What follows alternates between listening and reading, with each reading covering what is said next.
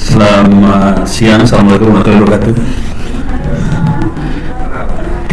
Saya akan coba menjelaskan lebih ke arah cyber security, keamanan cyber. Cuman kalau gayanya nerangin itu tentang keamanan cyber bentuknya checklist, pasti pada tidur. Jadi saya kasih lihat dulu apa yang terjadi dengan para korban yang terpapar cyber, dihajar di dunia cyber, kira-kira gitu. Jadi saya berpikirnya apa yang terjadi pada korban, terus ujungnya adalah saya berasumsi Bapak Ibu di sini nantinya jadi pimpinan. Itu doa juga sih sebenarnya. Jadi karena Anda semua kemungkinan besar akan jadi pimpinan, konsekuensinya saya akan fokus sebagai pimpinan apa yang harus kita PR-nya, apa yang harus kita lakukan lah kira-kira supaya kita itu aman, kira-kira gitu ya. Jadi saya sendiri ngajar cyber security, saya ngajar hacking juga sih. Jadi masuk surga iya, masuk neraka juga. Jadi dua-duanya diajar. Kalau mau ngasih lihat teknik yang jahat-jahatnya bisa dikasih lihat juga sih. Tapi memang kalau kita cyber security mau nggak mau kita harus tahu bagaimana caranya nyerang orang. Kalau kita nggak tahu cara nyerang orang, kita nggak akan tahu bagaimana caranya kita bertahan. Kira-kira gitu logika berpikirnya sederhananya ya. Nah ini slide-nya dibikin untuk level-level chief, CEO lah, CIO lah, COO, pokoknya chief semuanya. Ini slide-nya arahnya ke arah chief ya. Oke, kelihatan kan? Oke. Jadi kira-kira bagaimana serangan yang terjadi, korbannya seperti apa, terus kira-kira manajemen cyber security itu seperti apa. Nah, yang fatal di arah manajemen adalah kebanyakan pimpinan manajer itu tidak memahami cyber security itu sendiri. Padahal kuncinya ada di pimpinan. Kalau sampai tidak memahami, udah gitu salah langkah, urusannya ya mungkin untuk BI mah kecil ya. Dendanya sekitar 50 miliar. Belum lagi dunia usaha dibekukan. Yang jadi masalah, yang sudah kena berapa minggu yang lalu, Dirjen Pajak NPWP jebol. Sebelumnya juga ada imigrasi jebol.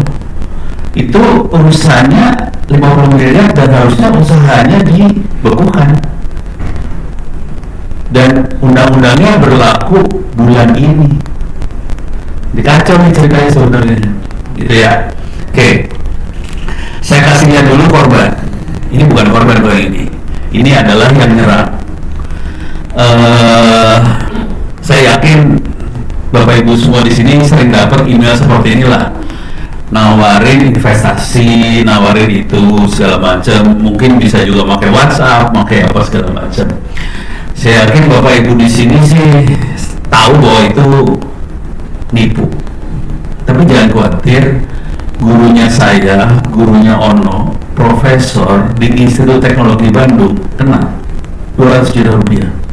Gila. Saya tahunya dari mana? Anaknya kontak saya, "No, bisa nggak bantuin bapak saya?" "Emang kenapa bapak lu?" "Ini profesor ITB loh, ketipu 200 juta. Emang ngapain? Investasi di Nigeria." Ya sudah, nggak bisa ditarik duit kan ya? Ya udah bubar, hilang. Nggak bisa diapain. Korban yang paling gede yang saya tahu ada di, yang saya tahu sampai sejauh ini ya, tapi bukan saya nanganin, teman. Itu 2 miliar ada di Pondok Indah, ibu-ibu. Korban ini minta maaf ya. Ini kayaknya kebanyakan juga ibu-ibu. Korbannya kebanyakan ibu-ibu sih. Minta maaf nih. Mungkin saya harus, nih buat bapak-bapak tolong jangan dimasukin ke kepala tekniknya. Buat ibu, buat catatan aja biar bisa ngasih tahu ibu yang lain. Teknik paling gampang, ini korban yang, ini saya kasih dulu ke korban-korban sedikit ya. Korban yang pernah koordinasi sama saya adalah seorang ibu di Klaten, kenanya 300 juta rupiah. Jadi ini ini bank sih nggak ada masalah ya, ini bukan urusannya bank, salah sendiri kenapa dia transfer duit, ya udah banknya kan lepas tangan. Dan ini istri saya juga pernah korban, istri saya kenanya 6,5 juta total, dia kena 3 kali, 1 kali gagal, 2 kali berhasil, totalnya 3,5 juta, 6,5 juta. Tapi ya banknya nggak, ya bank sih ini bukan urusan bank, salah lu sendiri, kenapa lu bisa ketipu gitu kan ya. Cuman ini jadi masalah karena duit yang udah ketransfer masuk ke akun penjahat nggak bisa ditarik. Itu masalah besar itu sebetulnya, kasihan yang ketipunya sih sebenarnya. Dan kalau kita ke aparat bukan solusi. Oke, saya cerita dikit bagaimana teknik ini, nggak boleh ngomong kayak gini. Ini ngomongnya rada-rada vulgar soalnya. Ini cerita sedikit bagaimana teknik sampai ibu-ibu jadi korban. Yang di Pondok Indah 2M, yang di Klaten itu 200 juta, yang Pondok Indah kita curiga penipunya dari Nigeria, kalau yang di Klaten itu penipunya jelas-jelas dari Malaysia. Dan mereka itu nggak bisa ditangkap karena posisinya ada di luar, jadi masalah besar. Kira-kira skenario ini kira-kira kayak ini sih. Jadi para ibu-ibu tadi adalah wanita-wanita yang sukses, uangnya oke, terus cari suami. Yang jadi masalah kalau dia nyari suami di dunia nyata mungkin udah nggak level, jadi dia carinya di dunia cyber dengan asumsi dunia cyber itu pakai teknologi, mungkin orang-orangnya lebih pintar, mungkin orang-orangnya lebih baik, jadi carilah di dunia cyber. Kalau kawin sama orang Indonesia susah ya, ada numpang nikah, ada segala macam, itu semua urusannya duit, transfer akhirnya 200 juta itu yang di Klaten, sampai 200 juta loh transfernya, yang lebih mahal yang 2M tadi itu ya kira-kira ya. Ini saya kasih dia lagi, ini yang ketipu, minta maaf, formnya saya buang. Ini minta, ini hampir tiap hari saya dapat ini seperti ini ya, jangan belajar ya. Ini saya cuma sampling aja, dan saya hampir tiap hari dapat email seperti ini, Pak Ono minta tolong. Jadi kalau udah subjeknya minta tolong, udah saya udah tahu nih kira-kira arahnya kemana. Jadi biasanya mereka tertipu, uangnya hilang, terus minta tolong Ono supaya jadi kayak penembak bayaran, tolong tuh hacker dibunuh atau diapain, duit saya dibalikin, kira-kira gitu. Soalnya dia minta tolong ke polisi kagak mempan, minta tolong ke bank nggak bisa, udah cari orang yang bisa nolongin dia lah, kira-kira kayak gitu ya. Ini nggak kelihatan duitnya, kalau ini kelihatan duitnya 52 juta, 52 juta, terus sekian juta lagi. Ini nggak duit kecil loh, gede-gede semua, belasan juta ditransfer gitu ya. Bayangin Ono terima kayak gini hampir tiap hari, apa nggak stres? Situ mungkin nggak pernah ngerasain, saya tiap hari dulu kayak gini, aduh situ malah. Terus usaha apa yang harus kita lakukan supaya paling nggak jangan sampai orang itu ketipu lah, jangan sampai dia transfer, kira-kira kayak gitu. Ini 50 sekian juta ya. Yang ini lebih keren sih. Ini mainan bukan Bitcoin, dia mainan coin. Saya juga main juga sih dulunya. Saya miner juga. Jadi tadi diterangin kayak gitu ya, ngerti lah. Cuman insya saya miner insya. Soalnya mungkin juga ini jadi miner sih, jujur jadi miner mungkin karena kita harus modalnya gede. Saya modalnya cuma iseng-iseng doang buat ngajar caranya mining kayak gini loh. Jadi kalau ngajar nggak pernah cuma teori doang kan nggak lucu ya. Saya ya beli miner, saya punya miner. Kalau teman-teman bilangnya bukan miner itu kan biasanya miner ditaruh satu ruangan, kita bilangnya itu ruangan pesugihan gitu. Soalnya itu mesin jalan, duitnya keluar sendiri, kira-kira gitu. Tapi tapi listriknya parah banget. Listriknya parah banget sih untuk bisa mainin kayak gitu. Tapi kalau untuk bank segala macam, kita bisa bikin private blockchain, tapi kita pakai turunannya blockchain namanya Hyperledger. Karena saya akademisi ya, saya dosen sebenarnya, tukang ngoprek segala macam, kita sudah evaluasi. Ternyata yang namanya turunannya blockchain, kita bicara blockchainnya langsung ya. Kalau blockchainnya langsung lemot berat, karena proof of work-nya itu berat banget. Jadi kita pakai turunannya blockchain, kita pakai Hyperledger, terus kita bikin private blockchain. Itu kecepatannya kira-kira 10.000 kali lebih cepat daripada database. Jadi menarik. Kenapa kita evaluasi seperti itu? Harusnya ngomong yang ini ya. Jadi bagus.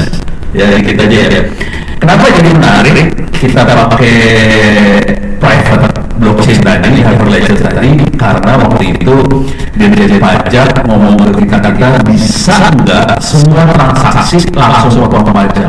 Waktu itu ada teman-teman Bank Mandiri atau segala macam pada angkat tangan, nggak sanggup. Database-nya kolaps. Kalau dihajar langsung transaksi potong pajak, nggak sanggup mereka. Jadi salah satu solusinya kita harus cari solusi yang lebih cepat daripada database. Ternyata private blockchain itu bisa sih sebenarnya. Cuman belum pernah ada eksplorasi. Ini jadi paper jurnal, kita publikasi di jurnal sih. Hasil pengukurannya itu kita pakai private blockchain. Jadi jangan. Kalau yang ini kasusnya adalah yang ada di depan mata ini adalah seorang Indonesia, lokasinya ada di Jepang. Dia beli koinnya bukan di Hongkong, sebelahnya Macau yang tempat judi itu. Beli koin ya, udah tentu tempat judi. Belinya juga parah, 72.000 US dollar. Itu kan hampir 1 M. Aduh, gila, udah gitu hilang. Si ininya hilang. Ya terus gimana naik duitnya? Oh, udah hilang baru. Bisa tolongin. Pusing kepala gitu. Kemarin aja Indodex kan jebol ya. Kerugiannya kalau nggak salah sekitar 200-an ya. Indodex itu salah satu yang paling besar di Indonesia ya. Katanya barusan itu nggak tahu balikin duitnya ke nasabahnya gimana, nggak tahu. Tapi kalau sekarang bilangnya sih ya bakal duitnya balik lah. Ya mudah-mudahan balik benar sih. Jadi cara kita ngejebol bukan ngejebol blockchain-nya, bukan. Kesalahan fatal dari kita yang main blockchain atau nanti juga kalau bank mau main kayak gitu, kesalahan fatalnya adalah yang megang, kan ini ada kuncinya, ada key-nya harusnya dipegang sama nasabah. Kalau dipegang sama nasabah biasanya bakal hilang. Kuncinya dipegang sama nasabah hilang ya. Akibatnya kuncinya dipegang sama si itu kan Indodex atau di banknya yang pegang kuncinya. Ya sudah, hajar aja banknya atau Indodexnya. Ini dihajar Indodexnya, jebol. Key-nya dapat, ya udah, key-nya dapat, kita bisa masuk ke walletnya masing-masing nasabah, transfer aja duit semua, langsung. Jadi kesalahan fatalnya di sisi. Jadi yang namanya blockchain ada teman-temannya, Bitcoin ada teman-temannya, aman kalau kuncinya dari nasabah sih. Sekarang kuncinya dipegang di satu tempat, exchange-nya namanya Indodex, namanya bank, namanya apa, ya udah dihajar itunya aja beres. Kalau cuma nasabah ya hilang satu nasabah kan, yang lain dulu teriak nih. Kalau Indodex kan kan 200 miliar hilang tuh duit kacau. Ya udah beres sih, nggak enak teman soalnya. Oke. Ini tadi yang ini ya maksud saya. Ini saya kasih lihat ini YouTube sih. Saya punya channel YouTube dan saya channelnya sudah ditegur 8 kali sama YouTube sih. Ini channel saya ditegur sama YouTube karena saya upload video-video hacking sih. Channelnya namanya Osos Mono Center, ada 3.600 video yang hacking udah di-delete sih sekarang. Tapi saya tetap ngajar hacking kan. Ya udah, videonya saya simpan, tapi kalau teman-teman semua pengen ngopi, silahkan kirim harddisk, dikopiin. bayarnya gimana? Bayarnya gampang. Habis sholat doain supaya masuk surga, udah itu aja.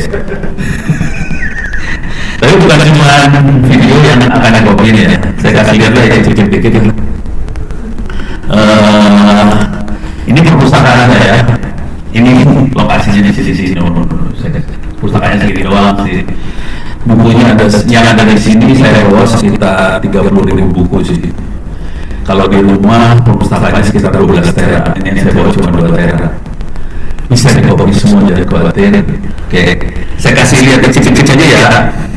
Ini ada buku Bitcoin, ada dalamnya ada buku blockchain, ada mau baca Bitcoin sama blockchain sama mabok-mabok silahkan. Gitu ya. Tapi kan topik kita hari ini lebih ke arah cyber security. Ya oke, kalau mau lihat cyber security juga ada sih di sini. Mana A, B, C, cyber security. Ini buku-buku cyber security ada semua ya. Saya turun ke bawah ya. Ini buku cyber security lah. Oke, bisa dibaca. Kalau dengan cyber security ini paling, kalau sebagai pimpinan kita bermain dengan template sih. Kalau pimpinan ya. Kalau sebagai admin kita harus punya skill buat nge-set si server segala macam. Tapi pimpinan kita mainnya template sih sebenarnya. Checklist udah ada template-nya. Contoh, apakah pimpinan kami untuk memberesin urusan cyber security, dan itu biasanya pertanyaan pertama di semua auditor.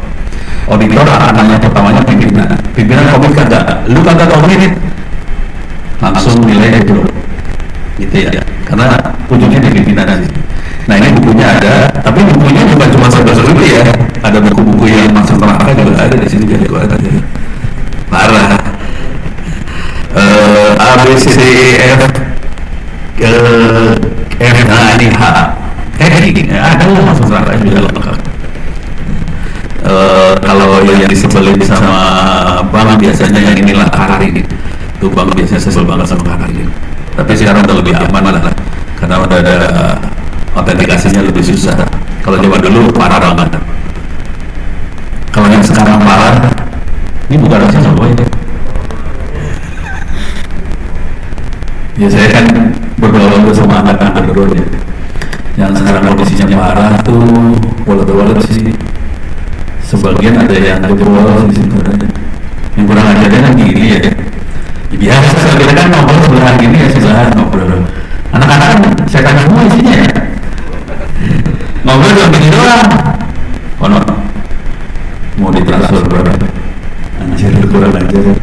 Terus ya udah langsung di depan ini saya dia masuk ke wallet, nggak usah sebut walletnya mana ya.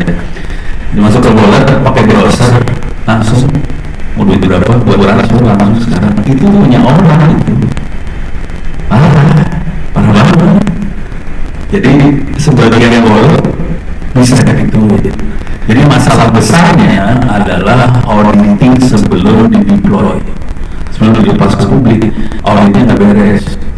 Jadi pokoknya operasional, tapi tidak sebagian besar. Ini minta maaf aja nih, tukang coding, programmer, rata-rata mereka ngoding untuk fungsi jalan.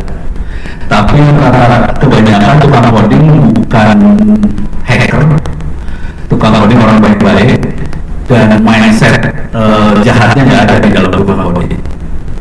Kalau programmer itu orang jahat, hacker, dia tahu cara kerja hackernya kayak gimana. Waktu dia coding pasti dia kasih pertahanan supaya hacker bisa tembus. Sayangnya di kampus-kampus ini rata-rata orang yang silotol mustaqim ahli surga semua. Pas dikeluarin, bikin program, ya programnya berasumsi bahwa yang memakai semua ahli surga, padahal yang memakai kan sebagian ahli neraka ya. Jadi berapa ya susah gitu. Nah ahli nerakanya seringkali berhubungan sama orang nih. Orang mau transfer berapa setan banget asli. Dan itu juga memakai tangan doang beneran, tidak memakai aplikasi. Pakai tangan dia nyerang, parah banget gitu ya. Ini sampai speech terus ini saya stres ngajar kayak gini. Oke. Ini kalau mau dibaca-baca sama-samanya nih yang di YouTube ya, di YouTube. Jadi YouTube udah 8 kali ngasih warning warningnya udah ditambahin kalau masih upload juga channel Anda kita delete. Terus kayak gitu sih warningnya. Kepaksa lah saya tidak upload. Kira-kira gitu. Oke. Lanjut sini. Oke. Sekarang bagaimana kita mulai melakukan serangan? Sebenarnya teknik serangan gampang banget sih. Kita pakai yang namanya open source intelligence. Intelijen tahu mata-mata. Open source adalah kita melakukan mata-mata dari sumber-sumber yang emang terbuka. Sumbernya terbuka. Contoh, saya kasih lihat contoh beneran aja ya. Ini contoh. Ini kita masuk ke Google, semua orang bisa masuk Google, nggak ada yang istimewa di Google ya, biasa aja.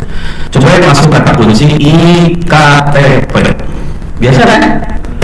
Ada yang ganti dari IKTP, nggak ada kan? Coba kita klik gambar. Nah udah, bagus. Yang salah siapa?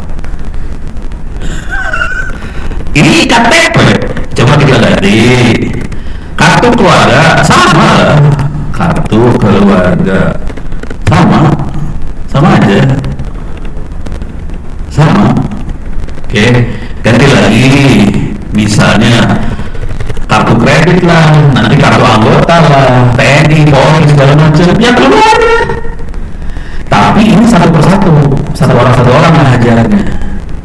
Kalau kita bisa nyerang kayak pusat data nasional kemarin, nah itu seluruh data migrasi kita ambil. Jadi serangan yang lebih keren adalah kalau kita bisa masuk ke servernya, dan itu lebih susah sih. Tapi bisa. Nanti saya kasih lihat tekniknya ya, buat masuknya seperti itu. Yang paling serem kalau yang masuk adalah ransomware. Asli serem banget. Karena pertahanan antivirus nggak jalan, semua pertahanan nggak bisa deteksi yang namanya. Ini kalau ada pertanyaan langsung saya di interupsi aja ya. Jadi kalau ransomware masuk, antivirus kagak efek, semuanya kagak efek, ransomware bukan masuk. Saya kasih data, kira-kira kayak gitu masalahnya. Jadi ini urusannya open source intelligence ya, kita pakai data-data yang terbuka, ada di internet, nggak ada yang istimewa sih. Kesalahan kita aja posting, gitu. Dan postingnya juga kadang-kadang karena postingan kita di grup, kadang-kadang postingan kita di Facebook, di IG, di mana. Nah, mungkin saya harus kasih lihat bagaimana caranya si orang posting. Ini Facebooknya orang kali ya. Facebook saya bisa silakan kali ya. Ini saya kasih lihat Facebooknya orang lah, biar ngasih lihat bedanya orang sama manusia normal. Oke. Ini remote bisa deh. Ini Facebooknya ono, ini postingnya ono, webinar, postingnya ono, webinar, postingnya ono, webinar. Semuanya postingnya aktivitas kerja doang, tidak ada kegiatan pribadi yang saya maksud di sini. Jadi yang data pribadi tutup semua, urusan pribadi tutup semua, nggak dibuka. Kalau kita posting di Facebook, di IG segala macam kan banyak kita akun pribadi kan. Ya sudah, dari situ kita trace alamatnya lah. Nih saya kasih cerita istri saya yang korban. Total Rp6,5 juta sih, tapi sebagian balik sih akhirnya pakai caranya ono balik. Oke. Korban waktu yang pertama kali yang hampir korban kira-kira gini, ya karena dia suka posting di Facebook segala macam. Dia posting anaknya siapa, anaknya kuliah di mana, akhirnya kan ketahuan dong anaknya kuliah di mana segala macam. Suatu hari dia bertelepon, Bu, anak ibu kami tahan karena narkoba. Nangis nih si anak satu kan nangis ya, beli kan. Saya udah gitu, bohong. Gak percaya nih mak satu, dia pikir beneran. Saya bilang sama adiknya istri, telepon anaknya, teleponnya dimiliki sibuk sama yang attackernya, nggak bisa ditelepon. Tapi akhirnya sekitar 45 menit berhasil masuk, nanya, Mas ada di mana? Di kos-kosan. Ya, beres, itu masalah solve. Tapi bayangkan kalau tidak berhasil menghubungi, kacau ceritanya. Nah, korban pertamanya 3 juta rupiah. Kejadiannya sederhana banget sih. Temennya dia pinjam uang buat SPP anak, dikasih duitnya, dibalikin nggak masalah. Pinjamnya kemana? Tektokannya lewat Facebook, biasa kan? Nah, Facebooknya dihack, hackernya baca transaksinya apa aja, diulang transaksinya, sekalian dikasih nomor teleponnya kan. Dia bisa nelfon dulu nih, tapi kan nggak berhasil dihubungin, sibuk, terus mikir positif, kali lagi urgent, butuh banget ditransfer duitnya, jebret, beres, game langsung. Udah gitu udah bisa nyambung, ya nelfon kan, duit SPP udah buat transfer ya, duit SPP transfer, kapan mintanya, wah kacau nya langsung 3 juta. Yang ketiga paling keren banget, kalau menurut saya keren banget, asli keren banget.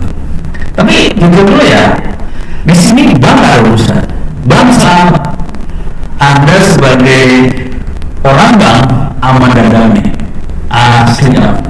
Oke. Yang jadi masalah, jadi jujur, kalau kita nyerang, kita tidak akan menyerang bank biasanya.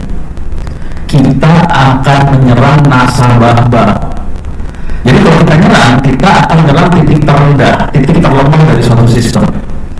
Kalau bank itu pasti kuat, dulunya banyak, sistemnya dipertahankan di dunia, harus pentingnya lah, auditnya apa segala macam dipasang.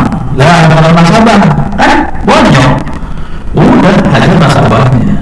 Tapi kalau nasabah satu persatu, kalau kita bisa dapat seluruh nasabah dan bisa kita lepas, nah itu lebih keren sih. Jadi mereka bisa juga sih sebenarnya, tapi nggak segampang itu. Nah, yang kasus ketiganya istri saya lebih kerennya ini kira-kira. Ibu-ibu ya suka banget belanja, susah banget ditahan itu satu. Dia suka nyari, udah gitu dia pengen banget punya mesin jahit digital, harganya di pasaran 6,5 juta. Saya sih kasih saja sih 6,5 juta, tapi dasar ibu-ibu mama kan cari yang murah ya, cari lagi online. Terus dia melihat, Pak, ini harga 3 juta, aku mau beli. Saya udah langsung ngomongin, bukan iya, langsung ngomongnya ini pasti nipu. Nggak tahu ya, karena saya udah dilatih sama dunia hitam, jadi punya insting itu langsung, ini pasti nipu. Tapi masalah ini kan susah direm, ditransfer ke duit. Tapi dia kan pakai platform kan, transfer duit kan nggak langsung ke penjual kan, dah. Besoknya di cancel, jebret, duitnya langsung balik kan. Yang jadi masalah, dia tidak pernah bikin account di account bank, dia nggak pernah masukin informasi di account bank di platform ini tuh. Oke, duitnya nggak kemana kan, bingung kan, telepon ke CS-nya, CS, ini kenapa orderan saya di cancel? Ya udah, ini udah balik bu, baik, orang saya pernah naruh account bank di account saya di sana. Terus dicek sama CS-nya, ada nomor account banknya, ada nomor akun bank orang di situ. Jadi sebetulnya si platform ini sudah dihack, hackernya diem sampai ada transaksi gede di cancel, duitnya masuk ke rekening dia langsung. Jadi di situ ada nomor akun itu diganti semua sih. Oke, deh. Terus duit saya gimana? Ya udah ditransfer bu, nggak bisa dibalikin bu. Nangis dong, guling-guling kan ya. Deh, kita ke polisi. Kita bikin semua ininya, kronologis kejadian, semua di screenshot ke polisi. Dan ada polisi, sampai ke polisi, polsek nih. Polisinya ngomong apa? Bu, ibu udah tahu yang namanya online suka nipu. Kok ibu transaksi juga? Saya mau ngurusin. Polisinya ngomong gitu. Ibu urusannya sama toko online. Ibu bayangin ya, polisi sama kayak gitu. Ya terus ini cewek ya, dia ngomong kayak gitu, nangis kan? Ya pilihannya kalau orang nangis dia pilih yang nangis ya. Ya udah dia sampai rumah bengong, dia nggak bisa apa bang di platform CS CS-nya udah ngensor, nolak, ini duit udah ketransfer, polisi nolak, pusing kan, kepaksa orang pakai jurus orang sederhana bisnya orang gampang banget. Ya kan tinggal posting aja ya di Twitter, teman-teman, istri saya transaksi di sini nih, hilang duit sekian, itu nggak sampai 5 menit langsung telepon isi bunyi kering dari toko online, Bu, Ibu uangnya berhasil kami selamatkan, nomor teleponnya berapa, nanti kita transfer gitu, duit balik di sini. Cuman cara kan jahat sebetulnya. Ini ada nomor teleponnya si penjahatnya sih sebenarnya di situ. Kalau orang biasa susah sih, orang biasa susah. Ya pakai teman-teman ada tuh bahasa, tolong cekin dong, ini makhluk ada di mana nih, bisa nebak ada di mana, coba. Jakarta orangnya masih baik, bisa terbang kan? Hah? Coba pernah salah. Hah? Palembang agak. Jadi Palembang adalah salah satu tempatnya, tapi kebetulan yang ini bukan dari Palembang. Palembang bukan Palembang ya. Ada satu desa yang isinya memang di dekat Palembang yang rada-rada jahat. Hah? Nggak tahu? Nggak kebayang? Ini makhluknya dari Sulawesi. Jadi di Indonesia ada 2 tempat, satu Palembang, satu lagi Sulawesi. Dan yang seru adalah apalagi tahu, asli tahu. Jadi kejadiannya secara saya tahu, mereka tahu kejadiannya ini. Saya diundang ngasih ceramah di Sesko. Sesko kan semua suara kan ada kan, termasuk polisi ada. Cerita ini saya kerjain di Sesko, saya nanya, kalau yang orang-orang yang dari Cilacap nggak ngerti gitu kan, coba angkat-angkat di mana? Salah. Au salah. Ayam salah. Polri ada 9 orang tuh. Perwira Polri. Bener semua, kurang ajar. Polisinya tahu sebenarnya. Asli. Cuman susah kalau mau proses, susah. Nggak tahu harus kita pakai ajian apa, pakai menyan apa biar mereka jalan, nggak tahu. Tapi susah gitu. Tapi mereka tahu. Udah saya. Jadi kalau kondisi kayak gitu. Lanjut. Oke, ini buat social legend tadi yang KTP udah lihat. Nah sekarang yang sering kali terjadi adalah orang dikasih APK di WhatsApp kan? Oke, itu semua udah mulai hafal. Cara nyarinya juga gampang sih. Kita masuk Google, kita lihat aja .apk di WA gitu. Kita lihat gambar-gambar screenshotnya itu kelihatan nih, ada yang kirim paket, ada yang apa segala macam. Jangan khawatir, istri saya yang lagi.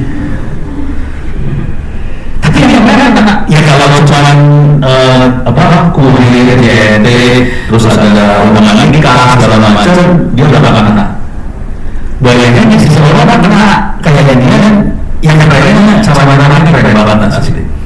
Saya sebagai orang-orang kayak gitu kan jadi ini lagi yang nyerah. Dia sebenarnya pakai biaya pajak. Jadi gambarannya kalau bikin biaya pajak, kalau yang pajak Indonesia saya kayak gini, Anda kurang bayar, tolong diklik link ini. Itu yang kita mereka, gitu. Ya ini kita sebagai rakyat Indonesia ada tulisan kurang bayar, langsung selesai saja. Diklik, suruh diklik, ya diklik lah. Terus dia nanya, nah ini gimana? Ya udah, format apa? Jadi solusinya, mitigasinya kalau udah menjadi kayak gitu, sebetulnya kalau bisa jangan sampai diklik. Soalnya ada kalau di HP yang proteksinya diaktifin, sebetulnya kan ada pertanyaan.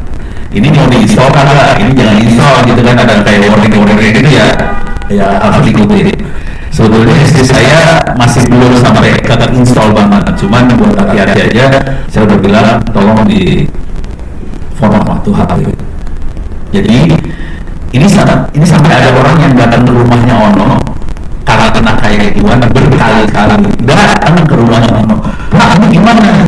Ya udah, HP-nya tinggal di-format aja, factory reset, tapi jangan install aplikasi. Jadi berulang lagi aplikasi install satu-satu manual. Itu pun belum tentu nolong sih sebenarnya. Kalau yang tukang codingnya jago, yang bisa bertahan dengan kondisi HP di reset, tuh setannya masih ada di dalam. Gitu ya. Jadi yang ini mungkin sering kejadian. Nah sekarang apa yang bisa dilakukan sama makhluk-makhluk itu kalau saya masuk? Jadi ini yang tadi, oke. Yang keinstall aplikasinya itu namanya remote access trojan. Oke. Istilah akademisnya lah remote access trojan. Bisa makhluk itu bisa ngapain aja?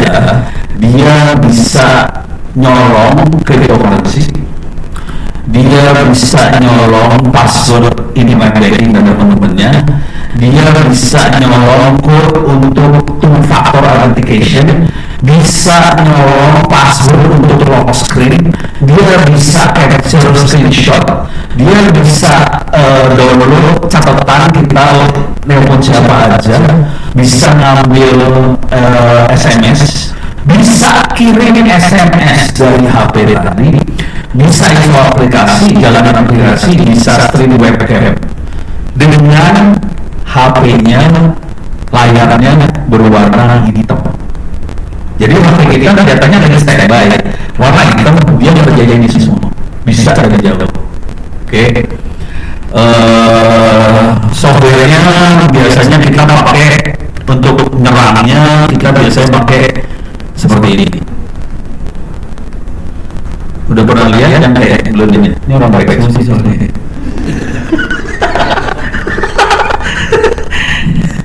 Ini yang saya kasih lihat di depan, ini sistem operasi. Ini free, nggak bayar apa-apa. Ini bukan video yang Anda lihat di depan, ini namanya Kali Linux. Sistem operasi ini yang biasanya kita pakai buat melakukan serangan sih. Tapi saya bukan buat jelek. Kita bikin sistem operasi seperti ini buat ngetes bisa diserang nggak sih? Jadi gini, kalau kita sebagai pimpinan di bank atau di institusi, kita pengen tahu sistem kita aman nggak sih?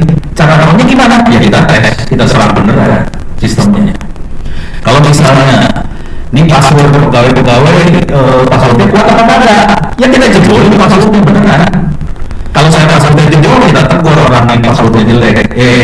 Pak, Mas, password Anda jelek, tolong dibenerin, karena kita bisa jebolin. Jadi emang kita jebolin beneran, gitu ya. Jadi teknik yang buat ngetes, jadi kita jebolin.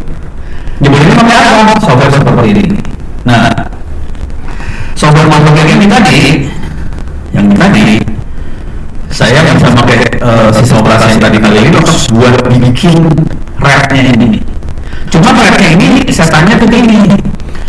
Kita bisa masuk ke Google, ada situs namanya GitHub. Masukin aja kata kunci misalnya Android Red. Jadi Red Remote Access Trojan untuk Android, kita bisa dapat 75 free. Red itu banyak banget software kita bisa download, kita bisa bikin sendiri. Ini kita bikin sendiri. Jadi kita bisa bikin sendiri, kita bisa sertifikasi segala macam softwarenya, dan ketika kita sebarin di grup WhatsApp, ya udah. Kalau sampai ada yang ngerti, bubar langsung. Gitu ya. Cara bikinnya seperti apa? Ini cara bikinnya kayak gini perintahnya. Oke. Ini bisa saya copy paste ini nih. Klik di kanan. Nggak bisa, harus kalimat ini MSF Venom ini beda komputer soalnya. Walaupun komputernya cuma satu, di komputer saya ini ada 2 komputer lagi, ada 3 komputer jalan di satu komputer sih. Jadi saya akan masuk sini, cara bikinnya cuma kayak gini doang sih. Saya masuk ke ini, kalau kita lihat software normal kan ada Office, ada buat nonton video segala macam. Yang ini software tidak normal. Di sini ada information gathering, ada vulnerability analysis. Ini buat nyerang sih sebenarnya. Jadi software buat nyerang kayak gini. Saya kasih lihat dikit aja. Saya masuk ke terminal ini. Saya akan zoom in.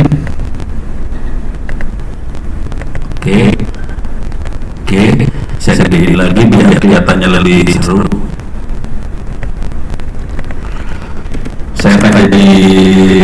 admin server. Ini kasih lihat aja, tinggal MSF Veneon. Nanti kalimatnya ini udah jadi, ini saya enter jadi kacau ya. Tapi kira-kira kalimatnya yang sudah saya terusin semuanya.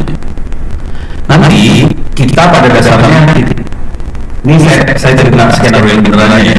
Yang kalau kita lelang beneran, kita akan biasanya ambil APK misalnya punyanya bank, dan ini kita bisa dapat APK-nya bank karena di internet kadang-kadang ada yang naruh APK-nya bank mana gitu, diambil, kemudian APK-nya akan kita bungkus dengan Venom itu kan bisa ya.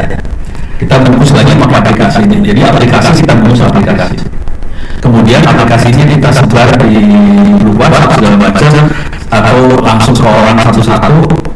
Contoh penyebarannya kira-kira gini, selamat Anda berhasil memenangkan apa, silahkan dikirim ini. Atau seperti istri saya kemarin, Anda ini dari dirjen pajak, Anda kurang melihat, orang akan klik. Setelah itu diklik, si aplikasi akan install dan jalan. Kemudian saya sebagai si hackernya, kita bisa kasih perintah ke jarak jauh dari sini, perintahnya dari komputer yang ini. Salah. Dari sini, saya akan masuk dari sini. Saya akan berkomunikasi sama HP-nya dan saya bisa kasih perintah ke HP-nya, misal WLAN geolocate. Jadi kita bisa tahu langsung keluar di peta lokasi HP-nya dari mana. Ketahuan langsung lokasi HP-nya kelihatan di mana. Misalnya jam call log, saya bisa ambil catatan kita nyambung kemana aja, nomor mana aja kita hubungi, dapat semuanya. Dan SMS, semua SMS yang kita kirim bisa kita ambil. Terus kita bisa send SMS ke nomor mana, beritanya apa bisa kita kirim. Yang kirim SMS siapa? HP yang kita serah. Jadi nomor yang muncul adalah dari HP itu. Kita bisa kirim SMS misalnya, tolong dong saya ada di sini, ada di mana, di Singapura atau di mana, saya kehilangan dompet, tolong transfer uang ke akun ini supaya saya kayak gitu. Dan ini kejadian kayak gitu ya. Oke. Yang di bawah ini adalah webcam list. Webcam itu kamera. Kita bisa list webcamnya ada berapa. Biasanya HP punya 2 webcam, depan belakang. Terus kita snap kita tempel. Webcamnya kita tempel, kemudian kita stream. Webcamnya kita stream dengan kondisi si HP layarnya warna hitam. Jadi yang punya HP nggak tahu bahwa kameranya lagi ditempel, dan apa yang ada di kamera, mikrofon segala macam, suara-suara di situ ditarik semua ke si penyerangnya, gitu ya. Jadi udah bocor semua habis, gitu ya. Dan yang agak nyebelin juga sih, makanya kalau dilihat saya nggak pakai WhatsApp ya.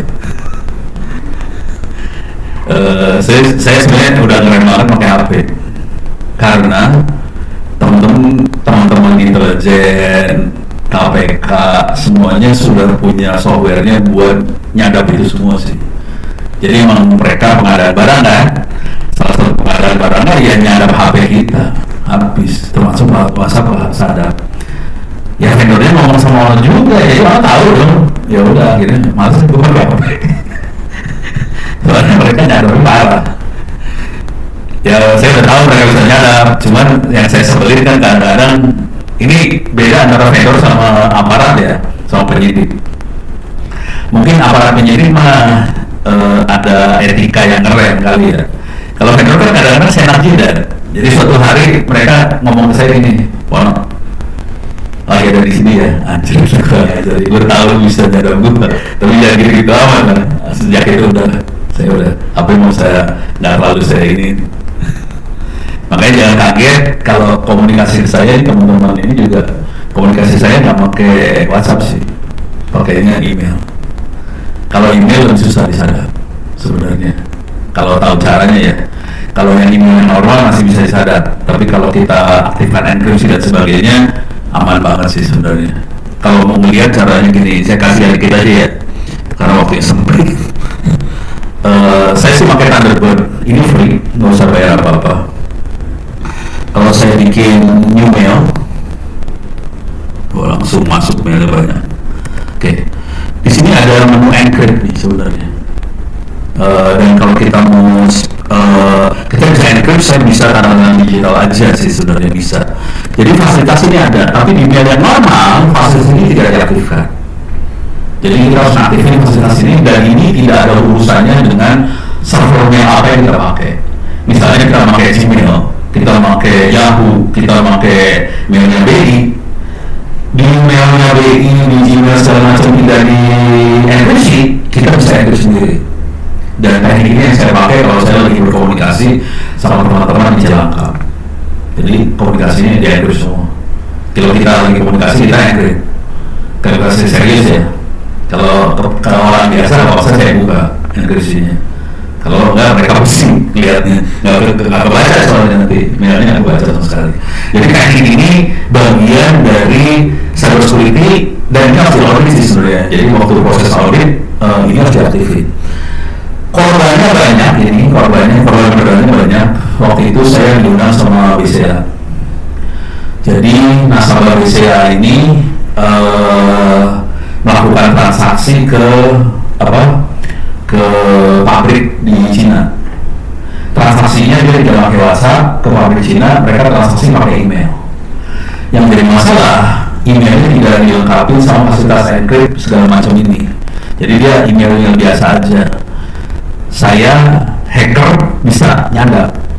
Jadi waktu itu saya diajarin sama BCA, Pono, kita banyak korban nih sekarang. Soalnya mereka transaksi keluar ke pabrik di Cina dan dia langsung dihack sama hackernya. Kita jalan. Jadi saya jalan terus saya kasih lihat bagaimana caranya melakukan penipuan lewat email. Oke, ini waktu masih lama nggak? Saya sampai jam 2.30 kan ya? Oke. Masih agak lama saya demoin ya. Sekalian saya demoin Anda sekalian ya.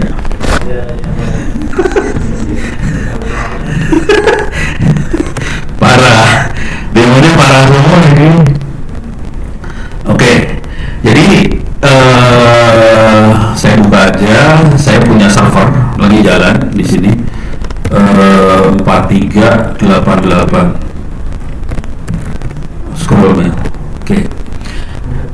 Ini email bikinan sendiri, usernya Ono, passwordnya nggak tahu kan, nggak kelihatan. Oke. Close. Ini close. Oke. Percaya nggak? Bohong ya? Kalau ya Anda semua tahu ini bohong. Cuman bayangkan kalau orang pimpinan Anda misalnya, salah satu pimpinan DBI dapat kayak gini pasti serius ya. Tapi ini kita tahu pasti bohong karena Prabowo belum dilantik kan, nggak mungkin dong. Kalau udah dilantik baru masalah, karena dominnya presiden lagi. Ini parah banget ini. Kita parah lu, ada beneran, gue kagak bohong. Nih presiden RI Joko Widodo, lu masuk dulu. Yang operasi Kominfo ada dulu.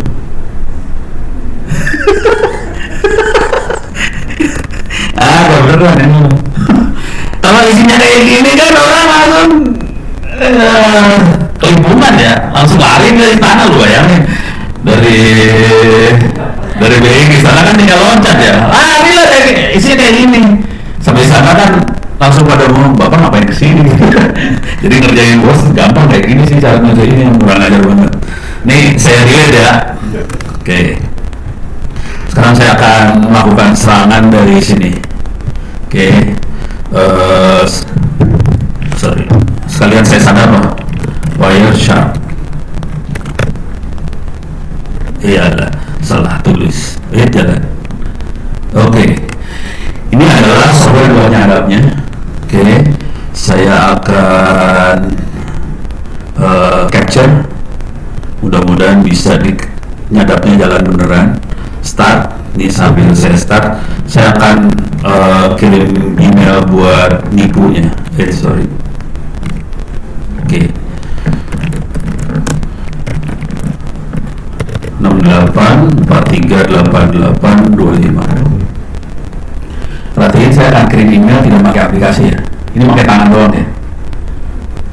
Jadi sebetulnya komputer kita bisa pakai tangan aja buat ngerjain segala macam sih, kalau ngerti cara kerjanya.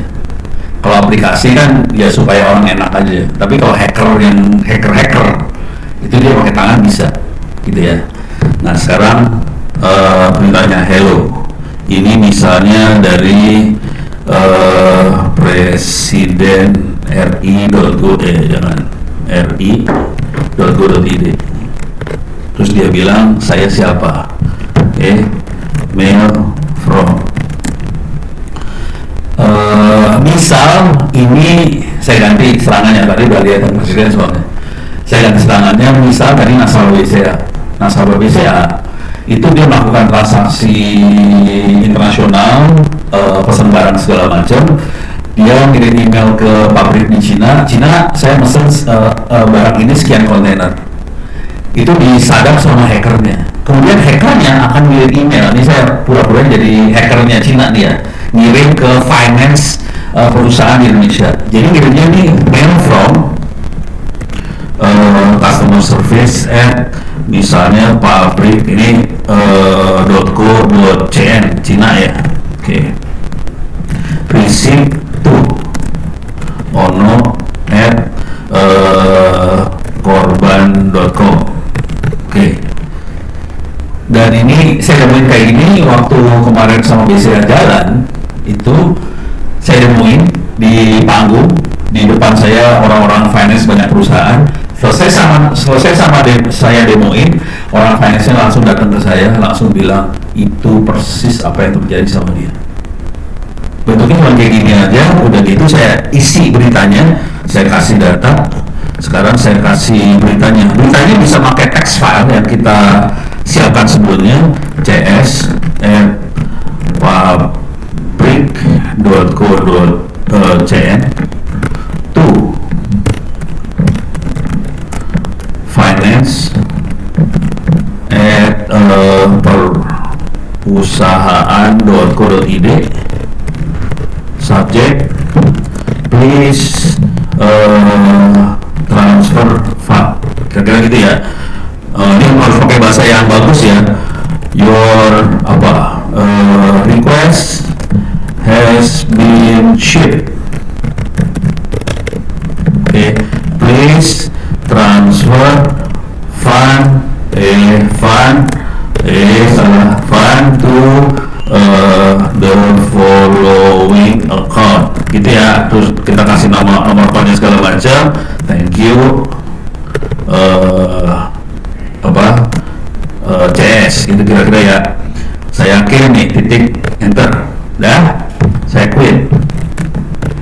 Oke, coba kita lihat di sini. Saya bisa nyadap nggak? Saya akan coba cek di sini. Ini kelihatan ada satu quit ketangkep.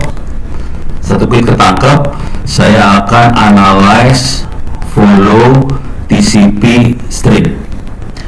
Ini kelihatan sama hackernya. Apa yang kita kirim kelihatan sama hackernya. Jadi kalau kita ngirim email biasa aja, hacker bisa lihat. Oke. Kalau kita nggak hacker bisa lihat. Dah. Masuk nggak tuh mail? Coba kita lihat di sini. Oke. Jangan lupa kalau kayak gini harus baca apa? Bismillahirrahmanirrahim. Reload. Oke. Masuk ya. Coba kita lihat lagi. Please transfer file. Diklik masuk. Terus ya, yang ketipu banyak, ketipunya nggak 1 juta, 2 juta, ratusan juta langsung, karena dia kasih nomor telepon kan, dan ini langsung ke finance-nya merasa itu dari pabrik benerannya, ditransfer ke duit langsung tanpa ngecek lagi ke pabriknya. Udah, ya BCA ngikutin perintah finance lah, dia nyuruh transfer jadi transfer. Kalau salah transfer ya BCA nggak bisa apa-apa kan, ya udah. Terus si orang panas nggak bisa nyalain BCA juga kan? Ya udah. Terus BCA pakai ono buat bumper. Si orang ya gue demoin aja nih caranya, lu nipu lu gimana caranya, kasih lihat langsung. Ya udah. Ya ini yang saya ceritain di sini, bank aman sih, ada posisi aman. Cuman yang kasihan bangsa Indonesia. Bangsa Indonesia ini stres, ini duitnya hilang ratusan juta semua nih. Parah banget asli. Oke, lanjut. Beres ya. tadi yang attack Android udah. Ini nggak dikasih lihat WhatsApp-nya ya, tapi WhatsApp bisa disadap juga sih, jangan khawatir. Ya. Kan WhatsApp ada tulisan end-to-end encrypted. Ya. Itu apa sesignifikan apa pengamanan dari yang baru? Kalau yang paling gampang cara ngetesnya, bahwa WhatsApp kita disadap, cara ngetesnya gampang. Logika dulu ya, saya kasih lihat logikanya. Yang punya WhatsApp siapa? Facebook. Facebook hidup dari mana? Dapat duit dari apa? Iklan. Supaya bisa dapat duit dari iklannya secara presisi, Facebook harus melakukan mata-mata. Kalau dalam bahasa AI, dia harus dapat training data. Di contoh sederhana aja lah, contoh sederhana dulu. Iklan di Facebook untuk setiap orang sama atau beda? Beda. Kenapa bisa beda? Dari mana dia membedakan iklan tiap orang? Dia menyadap apa yang kita posting, apa yang kita komen, dia sadar semua. Karena bukan nyadap sih, orang dia nyatet kan. Orang kita posting komen lewat platformnya dia bisa baca dong apa yang kita posting, kita komen. Cuma supaya presisi, dia akan ngambil sebanyak mungkin data tentang kita. Bukan hanya postingan atau komenan aja yang dia ambil, semua data. Nah, si WhatsApp punyanya Facebook. Oke, cara ngetesnya gampang. Silakan bikin grup WhatsApp baru. Bikin grup baru aja, bukan grup yang udah ada, grup baru. Terus kita ngomong sesuatu yang belum pernah kita ngomongin sebelumnya. Misal kita ngomong tentang jalan-jalan ke Pulau Seribu. Misal kita ngomong soal real estate, rumah dan sebagainya. Pokoknya ngomong sesuatu yang nggak pernah kita omongin sebelumnya. Tolong diperhatikan iklan yang muncul di WhatsApp. Keluar.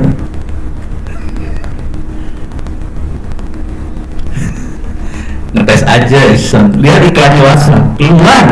Jangan khawatir. Nanti keluar apa yang kita obrolin keluar sebagai iklan di WhatsApp. Gitu. Jadi WhatsApp monitoring sih. Jadi itu tekniknya, kalau orang-orang platform bilangnya kan user experience, kayak gitu ya. Nah itu sebetulnya ujungnya adalah AI. AI itu supaya presisi dia harus punya data tentang kitanya, harus sepresisi mungkin. Jadi akhirnya dia mata-mata sih. Gitu. Tapi ya emang gitu sih. Makanya harusnya ada peraturan di AI yang tidak mengizinkan untuk melakukan mata-mata yang se-ekstrim seperti itu sih sebenarnya. Cuman kebetulan mungkin yang punya Indonesia belum sadar sih kali ya, jadi ya belum ada aturan seperti itu. Oke, beres. Ada lagi pertanyaan? Ini saya bikin stres orang ya? Enggak kan? Enggak terlalu lah. Habis ini masih bisa makan, tenang aja. Oke, lanjut. Sekarang saya masukin tingkat serangannya ke levelnya perusahaan, corporate, termasuk BI, bank. Oke, ini serangannya bukan perorangan, kita masuk ke corporate. Bagaimana kita nyerang corporate? Contoh paling sederhana lihat di berita dulu ya, data breach, data bocor, PGRI bocor, ini pemerintah Blora bocor. Ini baru loh, ini berita-beritanya ya nggak baru banget sih. Yang paling baru ya NPWP kemarin, horor. Ini ada data habis lagi, BKN, data ASN bocor, 4,7 juta bocor. Parah loh. Saya juga sering, anak-anak suka posting sih, ini gimana komentarnya? Ya pusing kepala dah. Yang keren banget adalah Pusat Data Nasional ya, PDN, saya bocor. Pada tahu nggak sih PDN? Itu anggarannya berapa buat bikin PDN? Ada yang tahu nggak sih? Nggak tahu. Cuma 2,7 triliun. Udah masukan yang sama itu. Lu gila lu. Itu kan duit gue juga, gue baca ya. bocor. Bank yang bocor yang parah adalah yang kemarin yang BSI ya. Kalau BI sih oke sih orang-orangnya. Oke, BSI bocor. Dan ini ransomware. Oke, saya mungkin harus kasih lihat bagaimana cara kerja ransomware. Ransomware itu teknologinya sama dengan Bitcoin sih sebenarnya. Jadi dia pakai enkripsi segala macam, ransomware pakai enkripsi segala macam. Konsekuensi di encrypt adalah tidak bisa dideteksi. Artinya antivirus nggak bisa deteksi kalau ransomware masuk sebetulnya. Konsekuensi yang lain, dia bisa encrypt. Jadi file-filenya kita, file kerjaan kita bisa di-encrypt. Oke, kalau itu sudah di-encrypt, kita nggak bisa buka. Dan jangan khawatir, ini yang masuk berita doang nih yang saya kasih lihat. Yang kagak masuk berita banyak asli. Perusahaan-perusahaan yang gede-gede juga kena sih sebenarnya, cuma nggak dimasukin ke berita aja kan, mereka nggak mau dong sesumbar gua kena ransomware, nggak ada yang mau kayak gitu. Tapi mereka banyak yang kena, banyak asli. Sekarang saya kasih lihat bagaimana kerjanya si ransomware. Parah, kalau udah tahu kerjanya seru banget sih. Ini saya masuk ke ransomware, masuk ke ini dia. Oke. Ini ada ransomware simulator, namanya Ren Simulator, ada di internet, bisa diakses nih. Ren Simulator, simulator.com, rensimulator.com. Saya nanya, kira-kira yang bikin orang mana? Ada tahu? Rusia? Salah. Ada tahu? Ren Simulator? Nggak kebayang? Yang bikin orang Bandung. Keren ya? Bangsa Indonesia keren sih, kalau tahu, Anda tahu ini orang Indonesia keren-keren sih. Nah, sekarang cara kerjanya Ren Simulator betul-betul mensimulasikan sebuah ransomware, gitu ya. Dan ini bisa dipakai buat ngetes. Jadi caranya adalah kita request ke Ren Simulator, tolong bikinin ransomware dong. Saya tes pegawai Bank Indonesia. Ini ransomware-nya nggak jahat. Ini ransomware bukan ransomware jahat ya. Tapi kalau dia masuk ke dalam komputer orang yang diserang, ini kelihatan kalau kita mesen ransomware itu dia akan kasih dashboard. Kalau ada di dashboard kayak gini, kita bisa lihat komputer yang kena serangan di mana lokasinya. Ini kelihatan ada satu di Sumatera, satu di Jawa yang kena. Cuman dia cara kerjanya itu kira-kira gini, dia akan naruh file itu yang akan di-encrypt. Jadi cuma file dari dia aja yang di-encrypt. Seluruh file komputer itu nggak akan dia bawain. Tapi dia bisa tahu lokasi komputer itu ada di mana. Ini komputer siapa ketahuan langsung. Jadi caranya adalah kita sebarin Ren Simulator ke pegawai BI. Kalau ada yang ngeklik, langsung kita tegur. Nah, lu udah nggak ngikutin prosedur ya, ngeklik sembarangan ya. Ren Simulator masuk nih. Jadi sarannya buat pertahanan salah satunya adalah ini namanya penetration testing. Kita tes penetrasi, kalau ada yang ngeklik nggak ikutin prosedur langsung ketahuan. Tapi sistem nggak hancur sih. Ini buat ini aja ya, buat ngelatih aja. Nah ini contohnya, kelihatan nih komputernya, IP-nya ada di mana, komputernya jenisnya apa, Windows. Ini kelihatan ada yang encrypted, ada yang uploading. Nah ini yang jarang diceritain sama orang. Jadi kalau sampai ransomware-nya masuk, ini kalau benar agak kelihatan di sini. Ini kelihatan lagi upload, terus ini encrypt. Jadi prosesnya ransomware kalau masuk, jadi proses masuknya nggak akan kelihatan, sama antivirus juga nggak akan kelihatan karena kondisinya si ransomware dienkripsi. Kalau dia masuk, dia akan upload semua data kita ke hacker. Ngeri. Semua database, data yang ada di PDN di-upload ke hacker, makanya hackernya punya data. Kemudian hackernya minta duit kan, karena di-encrypt, lu kagak bayar, ini encrypt kagak dibuka. Sebetulnya udah percuma sih sebenarnya kondisinya. Jadi mau kita bayar, kita nggak bayar, hackernya punya datanya. Dan itu jarang diceritain. Makanya ngeri banget nih sebenarnya. Datanya lepas, bayangkan BSI kemarin datanya lepas. Ya sudah, nomor akun semuanya terbuka, itu sebenarnya posisinya sih. Jadi udah percuma aja lu mau selamatin kayak gimana, database kita ke copy sama hacker. Kacau itu sih sebenarnya. mau dikasih duit apa nggak dikasih duit juga udah percuma sih sebenarnya. Kondisinya sebagai kayak gitu. Jadi ransomware kayak gitu marahnya. Dan ransomware-nya itu bisa kita download free sih. Ini kalau mau tahu ceritanya cara dapetin ransomware ya, kita bisa masuk ke GitHub, tulis di sini ransomware,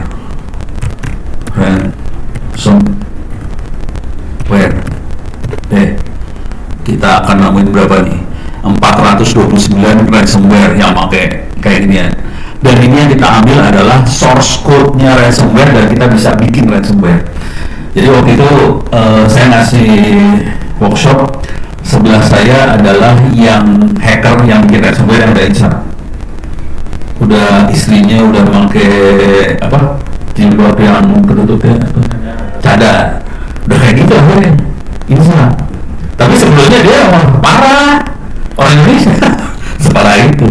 Ini ransomware bisa diambil free loh, bisa kita modifikasi, kita rubah. Akibatnya beda sama ransomware aslinya, kita bisa ngerjain parah. Jadi bayangin segini banyak ransomware. Jadi serangannya parah banget sih sebenarnya kondisinya. Oke, udah kebayang ya ransomware separah itu. Lanjut, ini beres. Ini ransomware trojan yang diakhir tidak bisa dideteksi, mitigasinya backup sama pakai AI sih. Jadi harus backup. Kayak kemarin kan ketua BSSN sampai dimarahin sama ini ya DPR kan, itu ketua aja nggak punya backup. Ya gimana sih, kalau kita udah pernah ngobrol ya, kalau di bank mungkin nggak ada masalah ya. Kalau Anda pernah ngobrol sama kabupaten kota, pemerintahan kabupaten atau kota, masalah utamanya anggaran. Pak, kita nggak ada anggaran buat beli backup, habis. Ya asli nggak ada, lu mah enak aja lu orang tua mah santai. Coba rasain di bawah, gak ada duitnya, gak ada anggarannya, jadi mereka harus operasional tanpa backup gitu. Dan itu parah dan fatal sih. Oke, yang sering tidak dikasih tahu adalah data tercopy ke penyerang. Orang bilangnya di encrypt doang kan, ada data diambil. Jadi percuma juga sih sebenarnya. Nah, sekarang kita masuk ke PR anda semua. Jadi kalau kita mau urusan manajemen ya, ada 3 faktor utama: people, proses, teknologi. Oke. Prosesnya yang penting ya, di dalam proses itu ada prosedur, ada aturan dan sebagainya. Tapi yang paling penting dari semua proses adalah harus ada komitmen dari si level, dari pimpinan, dari orang nomor 1. Kalau teknologi kita punya 2 pilihan gede lah, mau beli mahal atau kalau punya orang pinter kita bikin murah. Dan ini software sebagian open source, konsekuensinya kita bisa bikin. Kunci masalah utama di Indonesia adalah manusia. Oke, saya kasih gambaran aja deh. Ini saya punya kuliah cyber security free, open course ITTS ACD. Kita kuliah cyber security free. Kelihatan di sini yang ikut ada 24.292 orang free. Coba bisa nebak dari 24.000 yang bisa dapat nilai 90 berapa orang? 200, oke, optimis. Ada yang lain? Ini saya kasih ya, dunia nyata yang Anda hadapi di Indonesia. Oke, 36 yang bisa lulus. Ini open course itu terbuka, ujiannya boleh berulang-ulang, ujiannya nggak usah pakai browser khusus, copy paste ke Google juga silakan, berulang-ulang, dulu sebelahan nggak masalah, cuma segitu yang bisa lulus. Dan saya kan ngajar di Mabes ya, di Sesko di Mabes segala macam, serem loh. Contoh seremnya gini nih, saya ngajar ya, ini waktu itu bintang 1 yang minta, no, ajarin dong pasukan khusus biar ngerti cyber security. Wah siap, senang, saya merah putih kan orang ke Mabes, bawa server, bawa wifi segala macam ke Mabes. Ini server ya, ini wifi ya, ini saya sadar kayak tadi nyadar ya, saya sadar ya, ini passwordnya kelihatan nih. Wah sekarang saya tingkatin kesulitannya, saya hajar database-nya, saya lakukan SQL injection. Wah kelihatan nih, define-nya segala macam. Wah passwordnya di hash, kita berbulan ya. Jam 3 sore, parah. Jam 3, ini password khusus. Kalau di Mabes kan selalu ada bawa izin, tanya, pakai izin semua kan. Izin, tanya, silakan. Pak, tadi 10 serangannya sebelah mana ya, langsung gubrak saya langsung ya.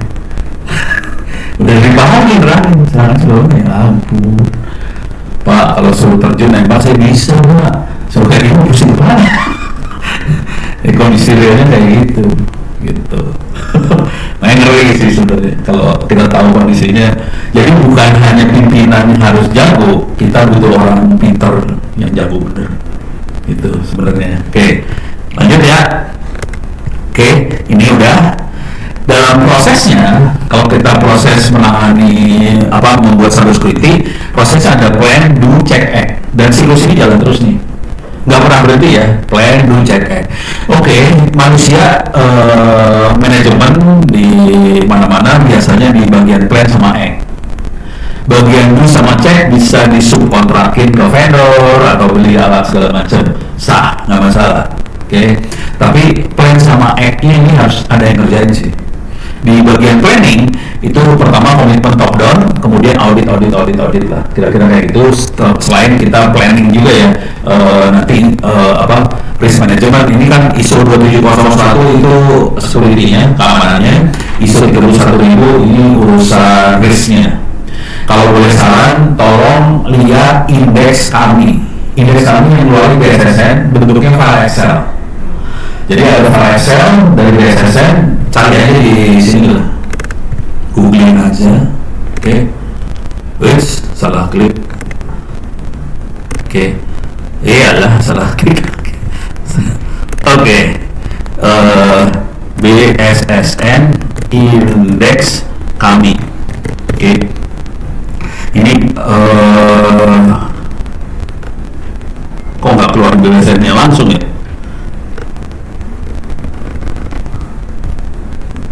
Indeks. Nah, ini langsung BSSN, tapi nggak ada indeks kaminya. Ya udah, pokoknya kita cari-cari aja. Saya udah punya file sih, sudah curang. Oke, nanti indeks kaminya tolong diambil, karena kalau yang audit ISO 27001 sama 31000 pakai duit. Kalau yang indeks kami free. Oke, bentuknya file Excel, dan kita intinya dia akan audit dokumen. Ada nggak sih dokumen untuk aturan buat password supaya aman? Ada nggak dokumen ini? Ada nggak dokumen itu? Ada yang tanda tangan nggak? Siapa tanggung jawab segala macam? Apakah ada tim khusus buat cybersecurity? Itu ada semua checklistnya. Oke. Dan nanti kalau ada kejadian segala macam, yang bermain ada dua nih, forensik sama corporate communication. Yang bermain dua ini, forensik sama ini.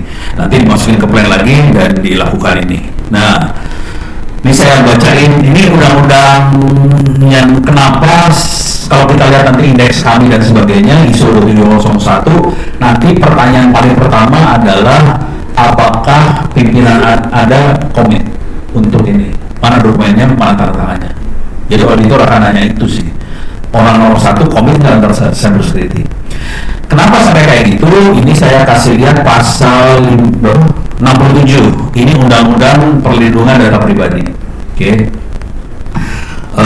Setiap orang, ini bukan institusi, setiap orang yang ngumpulin data bukan miliknya kena denda 5 miliar manusia. Kalau manusia sendiri ya 5 miliar. Kalau mengungkapkan data pribadi 4 miliar. Oke. Penjara 4 tahun, yang tadi penjara 5 tahun. Kalau sengaja menggunakan data pribadi 5 miliar, 5 tahun penjara. Ini jujur salah satu korban yang tadi yang KTP yang kita cari di Google ketemu, salah satu korbannya kebetulan tetangga saya juga di daerah Cempaka Putih. Dia adalah seorang supir Kenlu. Suatu hari didatengin sama debt collector. Dia nggak pernah pinjam, datangin debt collector. Lu bayangin, orang kecil supir datangin debt collector, stres kan? Bapak kembali duitnya, bapak sudah pinjam gini debt collector, kan ngeri banget kayak gitu, karena KTP lepas. Dan waktu ini kejadian banyak loh, coba cari-cari banyak. Jadi kalau menggunakan urusannya kayak gini. Kalau karena ada dari institusi, tentu nggak 5 miliar, nggak itu. Ini kalau buat institusi pasalnya 70. Oke. Pidana yang dapat dijatuhkan terhadap korporasi tidak hanya pidana ini, sebanyak 10 kali lipat dari denda perorangan, kira-kira gitu. Selain itu, korporasi dapat jatuhi pidana tambahan berupa perampasan keuntungan, pembekuan seluruh usaha, pelarangan permanen melakukan perbuatan tertentu. Korporasi. Cuman nggak tahu kalau plat merah termasuk korporasi, kagak, nggak tahu deh. Makanya dirjen pajak masih selamat nih, segala macam masih, karena ini korporasi biasanya plat kuning nih, plat merahnya nggak tahu. Ini hukumnya kadang-kadang nggak fair, tapi ya udah. Kondisi realnya kayak ini. Ya paling nggak bank plat kuning yang masalah. Kalau bank plat merah mungkin ada aman kali, gitu ya. Sebelum saya kembalikan ke, saya nggak ngasih soal namanya ya. Ini saya ada bukunya lah. Kita nulis buku ada di internet, harganya nggak mahal, 60.000 perak. Ini indeks kami ada di BSSN, bisa diambil indeks kami. Bentuknya file Excel. Nah, ini pertanyaan pertama adalah, apakah pimpinan instansi Anda secara prinsip dan resmi bertanggung jawab? Dokumennya mana? Pimpinan loh, asli. Dan pertanyaan banyak, jangan batal ya. Ini tolong diisi aja. Kalau udah diisi, kita bisa nilai sebetulnya kesiapan dari institusi kita untuk diaudit keamanannya sampai level mana. 1 sampai 5 gitu, bisa lihat. Kalau ini risk management dari indeks kami juga bisa ada. Terima kasih banyak, mudah-mudahan bisa bermanfaat. Ini email saya, bila betul saja. Assalamualaikum warahmatullahi wabarakatuh. Saya punya waktu 2 menit lagi ya, 3 menit.